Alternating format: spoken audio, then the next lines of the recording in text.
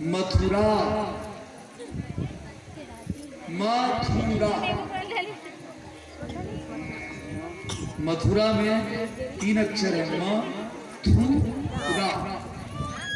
तो मथुरा में आप थू को हटा दो और उल्टा पढ़ो तो कौन सा शब्द बनता है? मथुरा में थू को हटा दो और उल्टा पढ़ो तो कौन सा शब्द बनता है? राम। हाँ, तो राम को हृदय में बसा लेना चाहिए और थू को हटा देना चाहिए। और अगर राम को हृदय में नहीं बसाएंगे तो थू थू होने वाला है। वृंदावन बिहारी लाल की जय। प्रेम से बोलो मथुरा धाम की जय। तो भगवान मथुरा में जन्म लिए और कहाँ प्रकट हुए? जेल में। कहाँ प्रकट हुए भगवान? भगवान राम का प्राकट्य हुआ राजमहल में, क्योंकि भगवान राम है राजा। प्रेम से बोलो राजा रामचंद्र की जय। तो भगवान राम का प्राकट्य हुआ राजमहल में, अयोध्या में। लेकिन भगवान कृष्ण का प्राकट्य हुआ जेल में। क्यों? क्योंकि भगवान कृष्ण चोर है। चोर के ठिकाना जेल में नहीं रही, राजमहल में रही। और भगवान का एक प्यारा नाम है माखन चोर। प्रेम से बोलो माखन चोर भगवान की जय। अब भगवान माखन चोर कब के है? तुम्हारा तुम जान के बताता हूं। इसी प्रकार सत्संग में आओ सुनने के लिए भागवत, तब कहना चाहिए प्रेम से बोलो माखन चोर भगवान की जय। घर में जाके भगवान माखन चोर मत कियो। भगवान माखन चोर ही जिगर घर 9 लाख गैया हो, दूध दही कमी नहीं है। हैसियत में देख के भी बात करना चाहिए भैया। जिसके घर में 9 लाख गैया है, दूध दही की कमी नहीं है, तो क्या भगवान माखन चुराने के लिए ग्वालिन के यहाँ जाएंगे? नहीं। तो भगवान ग्वालिन के यहाँ जाते हैं, वो लेवना के लालच में नहीं। लेवना आजकल कहाँ पावे लेवना, आजकल तो लेवना होगा। तो ग्वालिनों के यहाँ भगवान जाते हैं तो केवल भक्ति के लिए। और कोई भी ग्रंथ उठा लो, भगवान जिसके घर में गए उनके पास क्या शक्ति थी? भक्ति। भगवान राम सबरी के यहाँ गए तो सबरी के पास क्या शक्ति थी बताओ? बैंक बैलेंस, प्रॉपर्टी, चीज बस। 80 साल की बुढ़िया माता सबरी, तो सबरी के पास क्या शक्ति थी? भक्ति। भगवान राम केवट के पास, अनपढ़ गंवार केवट, तो केवट के पास क्या शक्ति थी? भक्ति। ये रही त्रेता की बात। और द्वापर में भगवान विदुर के घर में गए, सुलभा विदुर की पत्नी। इसलिए नारद जी भक्ति सूत्र में कहते हैं कि हे भक्ति, तुम्हारे बुलाने से परमात्मा नीच से नीच, दरिद्र से दरिद्र के घर में दौड़े चले आते हैं, इसलिए तुम धन्य हो। प्रेम से भक्त वत्सल भगवान की जय। आज हम भगवान कृष्ण का प्राकट्य और गोकुल में छठी भी मनाएंगे। तिली वाले लाडू, चुटकुर वाले काकी तोला, हाँ काके पानी भी मिली। हम धूमधाम से भगवान का छठी मनाएंगे। कहाँ? मथुरा में नहीं, गोकुल में। प्रेम से बोलो गोकुल धाम की जय। हाँ, तो समस्त ग्रामवासियों से निवेदन कि जल्द से जल्द भगवती स्थल में पहुंच जाए। प्रेम से बोलो लड्डू गोपाल की जय। द्वारिकाधीश भगवान की। तो आइए कथा में प्रवेश करें। इससे पूर्व चलो सुरेश तुलाराम भैया आरती करो और आप लोग सभी ताली बजा करके प्रेम से भगवान को भजन करें। और आज हमारे महाराज जी भी आ गए। कल महाराज जी का स्वास्थ्य ठीक नहीं था। चलो ताली बजा करके प्रेम से।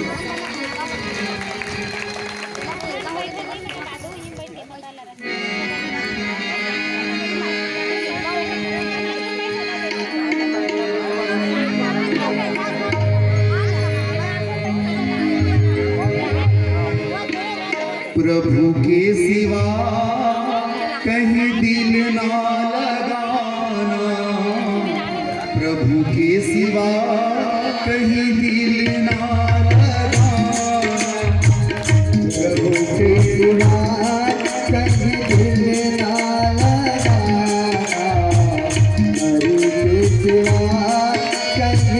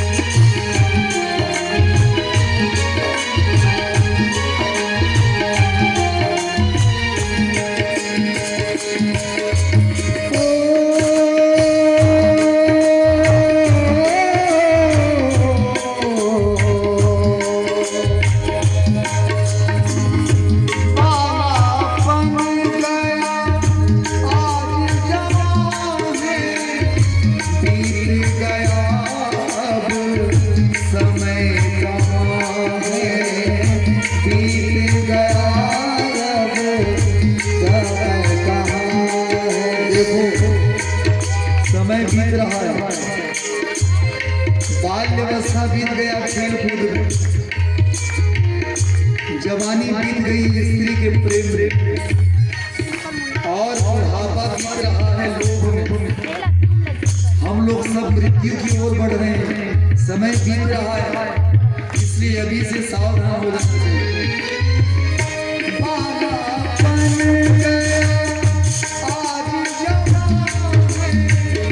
बीत गया समय कहाँ है, बीत गया समय कहाँ है। सोची समझ के वक्त बिताना, प्रभु के सिवा कल ना लगाना, प्रभु के सिवा कल ना लगाना। नहीं तो पड़ेगा तुझे, नहीं तो पड़ेगा तुझे आंसू बहाना, प्रभु के सिवा कल ना लगाना, प्रभु के सिवा कल ना लगाना, प्रभु के सिवा दिल ना लगाना, प्रभु के सिवा दिल ना लगाना। सभी दोनों हाथ उठा करके प्रेम से कहो राधे राधे राधे, प्रेम से बोलो द्वारिकाधीश भगवान की जय।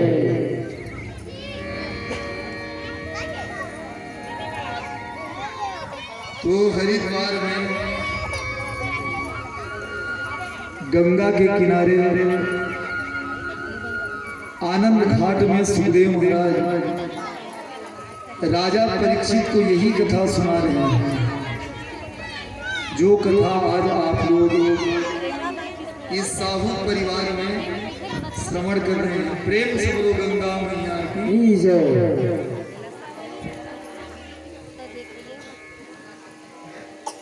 सुखदेव महाराज जी कहते हैं, बेटा परीक्षित, आज मैं तुम्हें श्याम सुंदर की कथा सुनाने वाला हूँ। भगवान का एक नाम है श्याम सुंदर। प्रेम से बोलो श्याम सुंदर भगवान की जय। और संसार में सुंदर कौन है? संसार में सुंदर केवल यही श्याम सुंदर। इस शरीर सुंदर है क्या बताओ?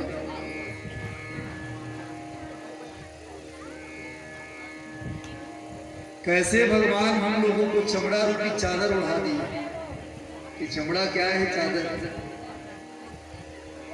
और ये चमड़ा रूपी चादर को आप हटा करके अपने शरीर को देखो, सब गंदगी ये चमड़ा में ढका हुआ है। और चमड़ा को हटा करके आप अपने शरीर को देखो तो अपने शरीर को देख करके भी घृणा हो जाएगी। इतनी गंदगी भरी भरी हड्डी, पित्त, कफ, रक्त, मल मूत्र सभी शरीर में भरा हुआ है कि नहीं भरा हुआ है?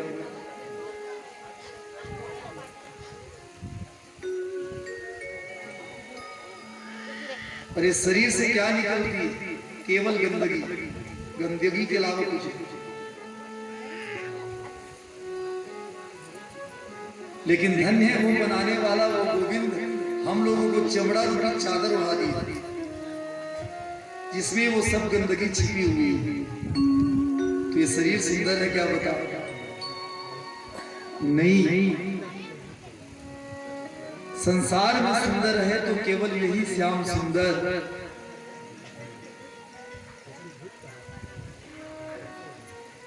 अच्छा, एक और बात, भगवान तो सुंदर है, लेकिन किसी से पूछा जाए भगवान के अलावा संसार में सुंदर कौन है? भगवान तो सुंदर है सुरेश जी, लेकिन भगवान के अलावा संसार में सुंदर कौन? ये प्रश्न का उत्तर जानना है तो रामचरितमानस को देखना चाहिए। हाँ, बिना रामचरितमानस का आश्रय लिए बिना कोई भी वक्ता भागवत नहीं पढ़ सकता। प्रेम से बोलो बाल कृष्ण की जय। हाँ, कोई भी वक्ता हो, कितना भी विद्वान वक्ता क्यों ना, उसे रामचरितमानस का आश्रय लेना पड़ता है। प्रेम से वो रामचंद्र भगवान की जय। तो भगवान तो सुंदर है, लेकिन भगवान के अलावा संसार में सुंदर कौन, ये जानना है तो रामचरितमानस को देखना चाहिए। गोस्वामी जी कहते हैं क्या, सोई पावन सोई सुभग शरीरा, अचेतन पाय भजिय रघुवीरा। गोस्वामी जी कहते हैं भगवान तो सुंदर है, लेकिन भगवान के अलावा संसार में सुंदर कौन, वही शरीर सुंदर है। जिस शरीर को पा करके व्यक्ति भगवान का भजन करे, अर्थात भक्तों का जीवन ही सुंदर है। जैसे रामचरितमानस में एक पात्र है माता सबरी, और कैसी थी माता सबरी,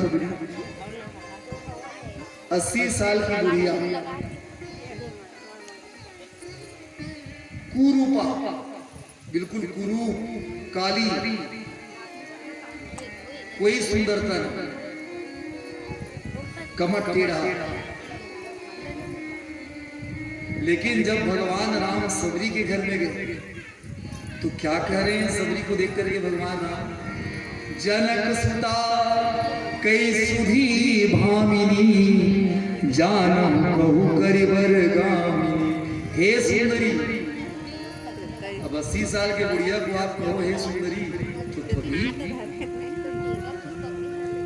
80 साल के डोकरी के हे सुंदरी, तो व्यंग लगेगा कि नहीं लगेगा बता। लेकिन भगवान सबरी को देख करके कह रहे हैं कि हे सुंदरी, तो भगवान व्यंग नहीं कर रहे हैं, बल्कि भगवान के द्वारा सबरी की वंदना हो रही है। प्रेम से लो सबरी माता की जय।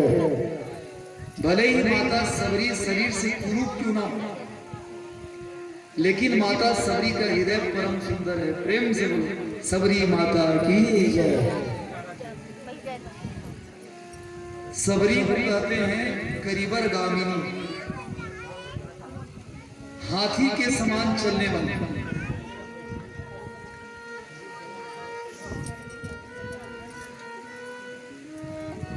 जैसे माता सीता कैसी थी, मृग नहीं, मृगन, मृग के समान आंखों वाली, पीठ बचनी, कोयल के समान बोलने वाली, गजगामिनी, हाथी के समान चलने वाले। तो माता सबरी को गजगामिनी क्यों कहते हैं भगवान राम? अब उदाहरण में समझ जाओ। जैसे गांव में अगर हाथी आ जाए, गांव में अगर हाथी आ जाए, उसमें महावत बैठा हो, तो गांव वाले सब प्रसन्न हो जाते हैं। गणेश भगवान आ गए, गणेश भगवान, गणेश भगवान। ये गांव का भाव, वही रखी ना सीढ़ी। तो ये गांव का भाव, अगर गांव में अगर हाथी आ जाए तो लोग हाथी को क्या समझते हैं, गणेश भगवान आ गए, गणेश भगवान। इसीलिए कहते हैं ना, भारत देश का वैभव देखना है तो शहर में देखना चाहिए, और भारत देश का भाव देखना है तो गांव में देखना चाहिए। प्रेम से बोलो वृंदावन हरिलाल की। हम गांव में ना हाथी तको गणेश भगवान की, और शहर में गणेश भगवान तको हाथी की। और गांव में अगर हाथी आ जाए तो सब गांव वाले नारियल लेके हाथी के सामने खड़े हो जाते हैं। प्रेम से बोलो गणेश भगवान की जय। लेकिन एक और विडंबना है, जितने हाथी के सामने हाथ जोड़ करके खड़े रहते हैं, तो हाथी के पीछे वो गांव भर के कुत्ता पड़े रहते हैं पीछे। हाँ हाँ, लेकिन धन्य वो हाथी न जो हाथ जोड़ करके खड़े हैं, उसके पास ठहरता नहीं, और पीछे कुत्ता भौंक रहे हैं, हाथी उसे देखता नहीं। वो तो अपने मस्ती में सुंदर चलता है। उसी प्रकार माता सबरी की भी निंदा हुई। सबर जाति में जन्म लेने की कही छूत जाती है, लेकिन वंदना भी हुई कि भगवान की बहुत बड़ी भक्त है। लेकिन धन्य माता सबरी, न निंदा का परवाह की, न स्तुति की परवाह की, जीवन भर भगवान के मार्ग में चलती है पूर्ण माता सबरी। इसलिए माता सबरी को